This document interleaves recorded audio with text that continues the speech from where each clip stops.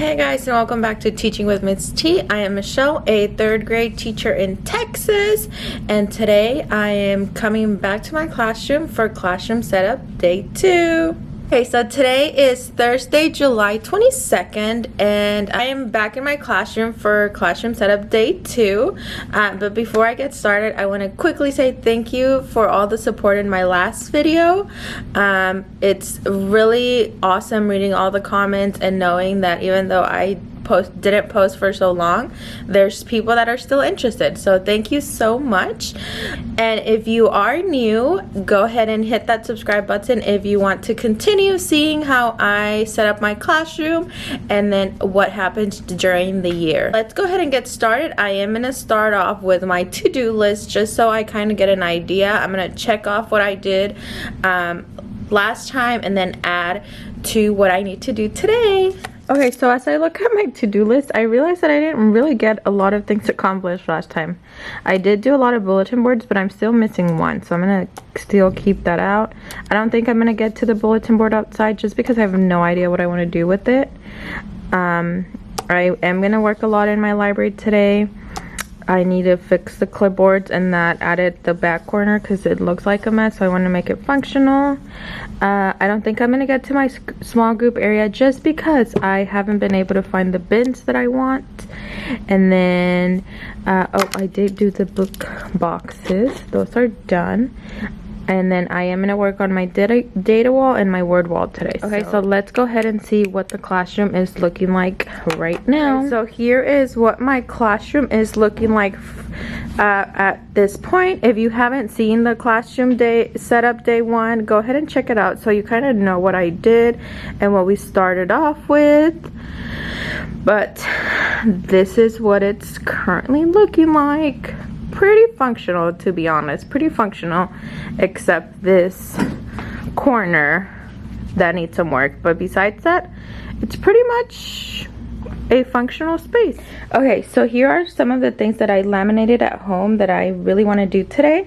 So first off, I'm going to work on my word wall, which this time I'm going to put it against the cabinet like I normally did. Last year I tried having a wall for it and it was just not functional, but I bought these pencils from Lakeshore. They're just pencil cutouts, and then I went ahead and added the letters and laminated them again, because last year I did this. If you saw my video, you know that I did it with like coral and blue pencils. However, I didn't laminate them last time and they just were a mess once I took them down, so I had to redo them because a lot of them ripped and stuff since I did move classrooms. But this time I went ahead and laminated, and I really like the way they look. So that's word wall. This is going to be for my library. I'll talk a little bit more about my library later, but I think it's going to work really well. I was going to do just normal numbers on the bins, but since these have like the little colorful circles, I figured that a circle might be better. And then this is for my data wall. My idea is that these, so it's two different things. This is like, I want it to be like a stem, and then flowers at the top, and the black letters say watch us grow in Spanish, but it's gonna say watch us grow, and then like according to their reading level, it's where they're gonna put it, and then they're gonna be growing, like the little leaves are gonna be growing. So I'm excited. I think it's gonna look really cute, but we shall see. So I'm gonna go ahead and get started with my word wall. Okay, so for the word wall, I'm just gonna use these Velcro dots. They worked really well last year. Like none of them came off, so I think I'm just gonna use them just because I don't want to deal with the putty. And then this is what I found fastest, and like I mentioned, it worked really well last year, so I'm just gonna go ahead and use the dots and put them on the wall. Okay, so here is a before of the cabinet without the words or the letters.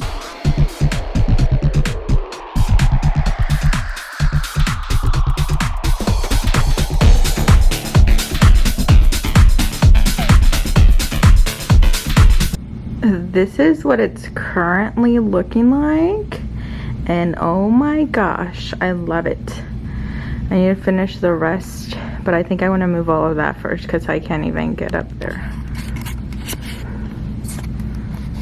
But like, oh my gosh, I love it. Look at that. I love it, love it, love it. Okay, so I'm gonna work on my library area now. I'm gonna put the border around, and then some of my bookshelves are very wobbly from moving from my old classroom to this classroom, so I need to fix that. I also think I'm gonna get rid of one of the bookshelves because if you followed my classroom setup videos from last year, you know that I was teaching English and Spanish. This year I'm back to only teaching Spanish, so I don't think I need as many bins for my books, so I'm gonna go ahead and just get rid of one of the bookshelves, and then that will also open up this wall so that I can put my data wall over here. So let's go ahead and do that. First, I have to get rid of all these books. I hate putting books on my desks because that just means that they're gonna be there for a while.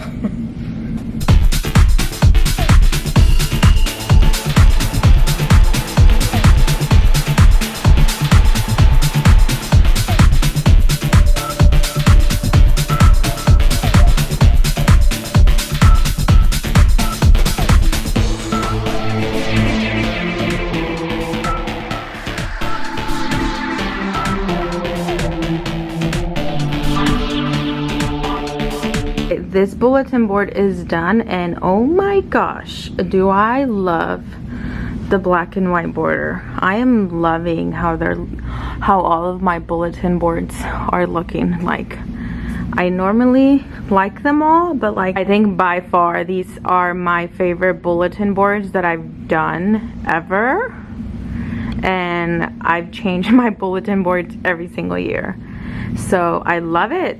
I'm gonna go ahead and start putting the labels for my classroom library that I'm gonna be using this year, and hopefully for the rest of the years, because I've changed it up every year. But I am gonna be using double-sided tape for two reasons. One, because I can't find the glue sticks to my glue gun, but also two, because I don't exactly know how many of each I need, and then like rearranging it, I think I'm gonna have to really think about where all the books go. But for now, I am gonna go ahead and get started. I had originally planned that I was just gonna put like the sticker number, so I went ahead and like printed a bunch of different numbers corresponding to the color. So for example, if they're realistic fiction, they were yellow, or traditional tales that were pink, or fiction animal books, and that's what I had done. However, that was the plan. However, after seeing the little circles in the bulletin board that I put, I figured that I might want to do circles instead and just have it look like a circle. I don't know. Like I said, I am doing double-sided tape just because I'm not sure about it yet. But I think that's what we're going to do. So I'm going to go ahead and just use the double-sided tape and start adding some circles into random bins. I'm not gonna look at the content right now because organizing the library can take days. So I'm just gonna do the outer layer.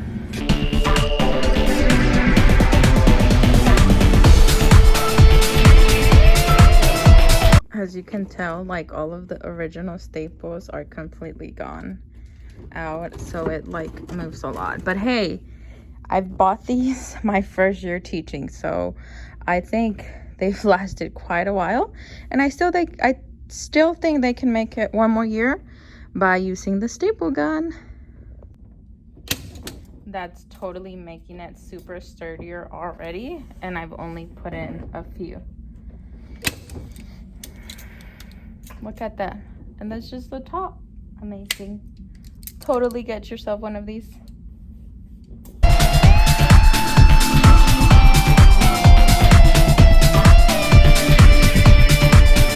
Look at that. It's super secure now.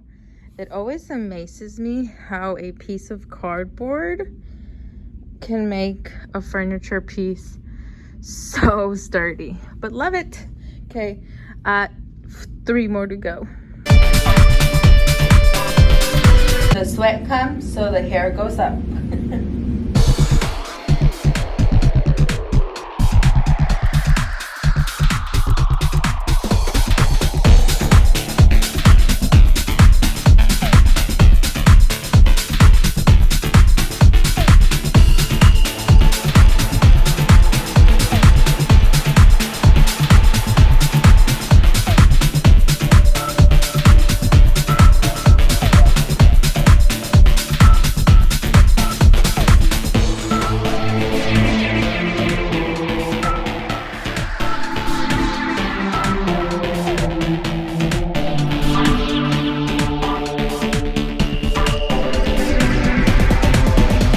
The way this library turned out, love it, love it, love it. Still haven't put the numbers, but I'll do that, and then I'm gonna move that shelf over here because I did take one out. Okay, so I added the numbers and labels, and I'm really liking it. The plan is that like realistic fiction will be all the way down, and then animal fiction would be all the way down, so like characters that are animals. And then the last one, I have more.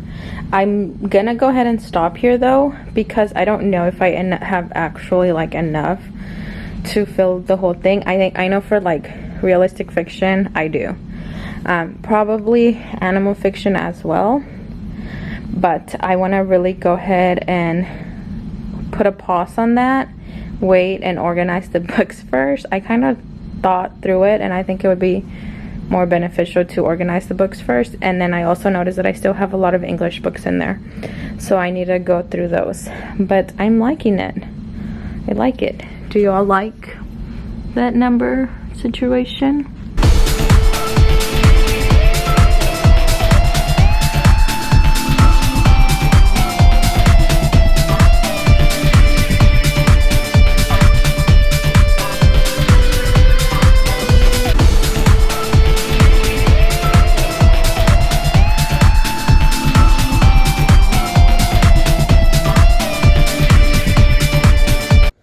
Okay, so this is where my data wall is going to be, and I can't decide if I want to make it bigger, like taller, or if I want to make the reading level tracking smaller.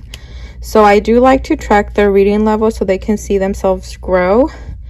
So the idea for this year was for them to have a little leaf that goes up as they grow. But since this year I have kids that are coming to me like at a level B, and normally at the start of third year, like what is expected is an M, I have enough space where it would just be that much, but like in reality I need it to be taller. So I can decide, or maybe I don't know if it would be awkward if I do like one here and then the other one here, so maybe like for kids that are below levels, that might work actually. So like a B to a J.